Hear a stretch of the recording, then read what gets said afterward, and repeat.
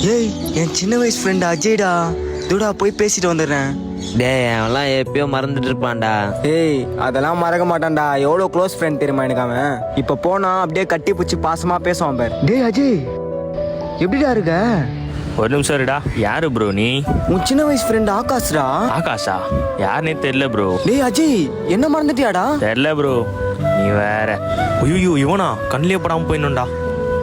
டேய் ஜெய், சொந்தக்காரன் கூட பார்த்துட்டு பார்க்காத மாதிரி போறான். என்ன ப்ரோ சோகமா போயிட்டு இருக்கிறீங்க? அது ஒன்றும் இல்லை ப்ரோ, என் சின்ன வயசு ஃப்ரெண்டு ப்ரோ.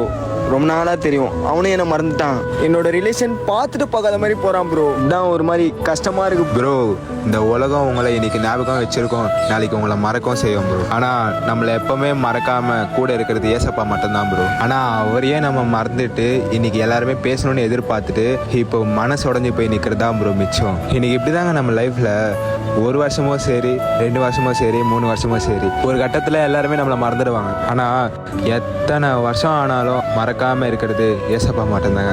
ஸோ சொந்தக்காரங்க மறந்துட்டாங்க, விரும்பினவங்க மறந்துட்டாங்கன்னு உங்களை ஞாபகம் வச்சுக்கிற அவரை நீங்கள் மறந்துடாதீங்க. ஸோ நீங்களும் ப்ரோ ஃபீல் பண்ணாதீங்க. அவர் உங்களை மறக்கலை, மறக்கவும் மாட்டார். நீங்கள் அவரை மறந்தாதீங்க. ஓகேங்களா? வாங்க போகலாம்.